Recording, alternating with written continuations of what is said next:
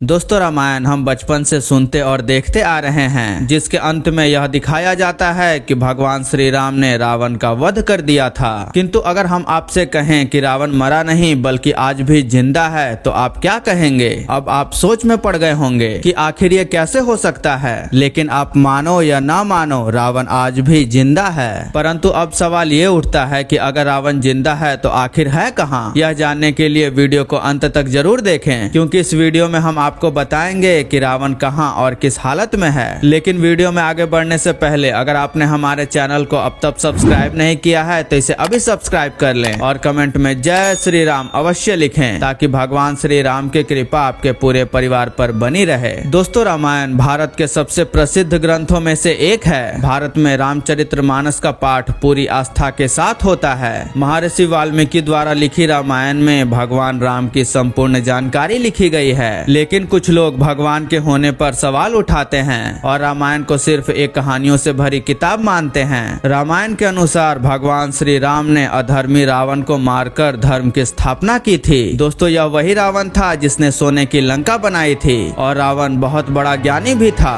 तो इससे एक बात साबित होता है कि दोस्तों, अगर आपको धन संपत्ति कमानी हो तो इसके लिए ज्ञान बेहद आवश्यक है। तो इसलिए दोस्तों, अगर आप अपने जीवन में बहुत सारा धन कमाना चाहते हैं तो आप पहले अच्छे से ज्ञान अर्जित करें। अब दोस्तों आते हैं अपने टॉपिक पर कि आखिर कैसे मिले श्रीलंका में रावण के जिंदा होने के प्रमाण। दोस्तों, श्रीलंका में आज भी रामायण से जुड़ी कई ऐतिहासिक स्थल मौजूद हैं, जो बीते हुए रामायण काल के इतिहास के बारे में बताते हैं। इन बातों को तो सभी जानते हैं कि जब भगवान राम और लंकापति रावण के बीच युद्ध हुआ था, तब प्रभु श्री राम जी ने रावण का वध कर दिया था और रावण के अंतिम संस्कार के लिए उसके शव को रावण के भाई विभीषण को सौंप दिया था। विभीषण को लंकापति रावण का शव सौंपे जाने के बाद उसका अंतिम संस्कार हुआ या नहीं, इसके बारे में कोई कुछ नहीं जानता। लेकिन अगर हम आपसे कहें कि रावण मरा नहीं बल्कि आज भी जिंदा है और इसी धरती पर है, तो आप क्या कहेंगे? आप यही कहेंगे कि आखिर ये कैसे हो सकता है। लेकिन आप मानो या ना मानो, रावण जिंदा है। तो आइए जानते हैं और शुरू करते हैं ये खास इन्वेस्टिगेशन। दरअसल श्रीलंका के इंटरनेशनल रामायण रिसर्च सेंटर और टूरिज्म मिनिस्ट्री ने मिलकर 50 ऐसी जगह खोज निकाली है जहां रामायण से जुड़ी घटनाओं का उल्लेख मिलता है, और इसी में एक जगह ऐसी भी है जहां रावण के होने के सबूत मिले हैं। रिसर्च के मुताबिक श्रीलंका के रंगला जंगलों के बीच एक विशालकाय पहाड़ी है जहां रावण की गुफा मौजूद है। ये गुफा काफी ऊंची है, पर कहते हैं कि यहाँ आज भी रावण का शव सुरक्षित रखा हुआ है। शोध में यह भी पता चला है कि रावण इसी गुफा में आकर पूजा पाठ और भगवान शिव की तपस्या किया करता था। रंगला पहाड़ियों पर यह गुफा करीब 8000 फुट की ऊंचाई पर स्थित है, जहां 17 फुट लंबी ताबूत में रावण की मम्मी रखी गई है। लेकिन घने जंगल और खूंखार जानवरों की वजह से इस गुफा में कोई भी आज तक कदम नहीं रख पाया।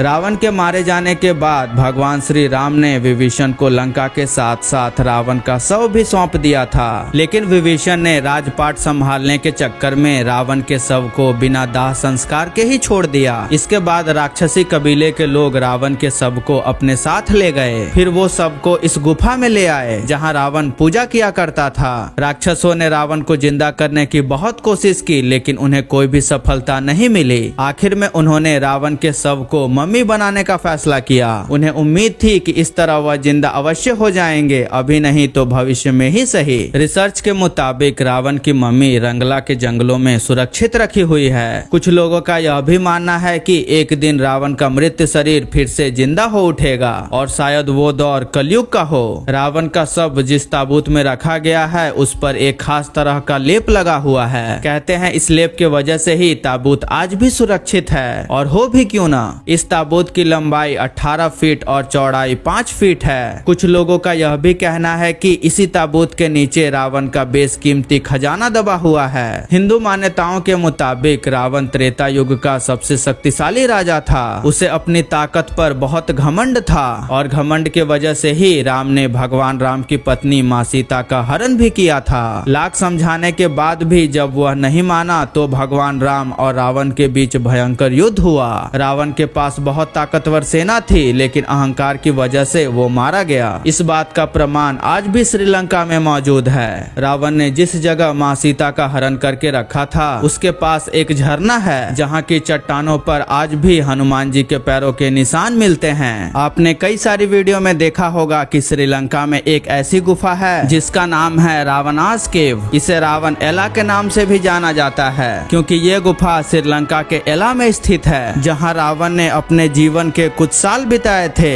ये जगह समुद्र तल से करीब 4490 फीट की ऊंचाई पर है और यहाँ पहुँचने में एक दिन का समय लगता है। गुफा तक पहुँचने का रास्ता बेहद कठिन है। यहाँ की सीढ़ियाँ काफी टूट फूट चुकी हैं। रावण ने माँ सीता को वैसे तो अशोक वाटिका में रखा था, ये हम सब जानते हैं, और वो जगह भी यहाँ से काफी नजदीक है। गुफा तक पहुँचने का रास्ता काफी खतरनाक है। घने जंगल होने की वजह से यहाँ जंगली जानवरों के आने का खतरा अक्सर बना रहता है। और रावणास केव के पास ही एक झरना है जिसे रावणास फॉल के नाम से जाना जाता है। श्रीलंका में रावणागुड़ा नाम की भी जगह है जहाँ की कई गुफाएं और सुरंग ये कहती है कि ये सुरंग रावण की गुफा को अंदर ही अंदर जोड़ती है। लोगों का मानना है कि कई सुरंगें तो साउथ अफ्रीका तक जाती है जिसमें रावण ने अपना बेशकीमती खजाना छुपाया हुआ था। और कुछ कहते हैं कि ये गुफाएं सीधा हॉन्ड्रस भी जाती है जहां पर पाताल के राजा अहिरावण का वास था। रावण का जिंदा होना आज भी शोध का विषय बना हुआ है और इस बारे में कुछ भी कहना मुश्किल है। श्रीलंका के रिसर्च सेंटर के दावे के अनुसार ये लगता है कि शायद रावण का शरीर आज भी सही सलामत रखा हुआ है और ऐसा भी मुमकिन हो सकता है कि कलयुग में रावण फिर से कली पुरुष द्वारा जिंदा कर दिया जाए। तो क्या उस समय कल की अवतार जो भगवान विष्णु के अवतार होंगे, क्या उनके सामने यह चुनौती होगी कि वो कली पुरुष के साथ साथ रावण से भी युद्ध करें? दोस्तों, इंटरनेट पर उपलब्ध एक कथा के अनुसार रावण हर समय खोज और आविष्कार को महत्व देता था। वो नए नए अस्त्र शस्त्र और यंत्र बनवाता रहता था।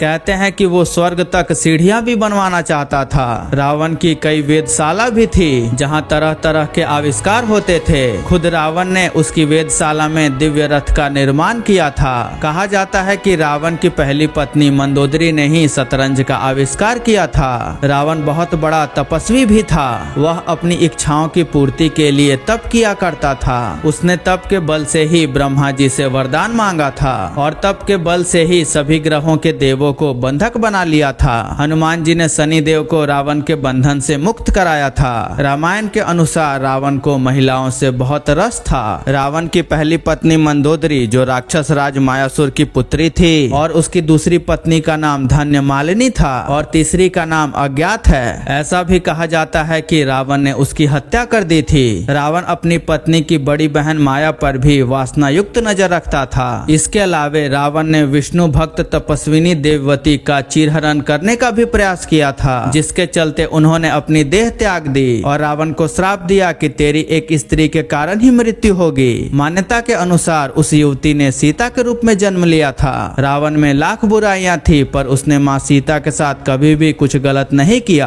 आपने यह बात जरूर सुनी होगी पर इसकी सच्चाई कुछ और ही है। रामायण के अनुसार विश्व विजय करने के लिए जब रावण स्वर्गलोक पहुंचा तो वहां उसे रंभा नाम की एक अप्सरा दिखाई दी। उसने कामातुर होकर रंभा को पकड़ लिया। तब अप्सरा रंभा ने कहा कि आप मुझे इस तरह से स्पर्श न करें, मैं आपके बड़े भाई कुबेर के बेटे नल कुबेर के लिए आरक्षित हूँ। लेकिन रावण ने उसकी बात नहीं मानी और रंभा के साथ दुराचार किया। यह बात जब नल कुबेर को पता चली तब उसने रावण को श्राप दे दिया कि आज के बाद रावण बिना किसी स्त्री के इच्छा के उसको स्पर्श नहीं कर पाएगा और यदि करेगा तो उसका मस्तिष्क 100 टुकड़ों में खंडित हो जाएगा। यही वजह था जिसके कारण रावण ने कभी भी माँ सीता को स्पर्श नहीं कर पाया। यहाँ तक कि जब रावण ने माँ सीता का अपहरण करके लंका लाया तो रावण की पत्नी मंदोदरी ने रावण को बार बार चेतावनी दी थी कि सीता जी को राम को लौटा दें, अन्यथा हमारे कुल का विनाश हो जाएगा और इसके जिम्मेदार सिर्फ और सिर्फ आप होंगे। लेकिन रावण ने अपनी ताकत का घमंड दिखाकर मंदोदरी को फटकार लगाया और इसी के फलस्वरूप राम और रावण का भयंकर युद्ध हुआ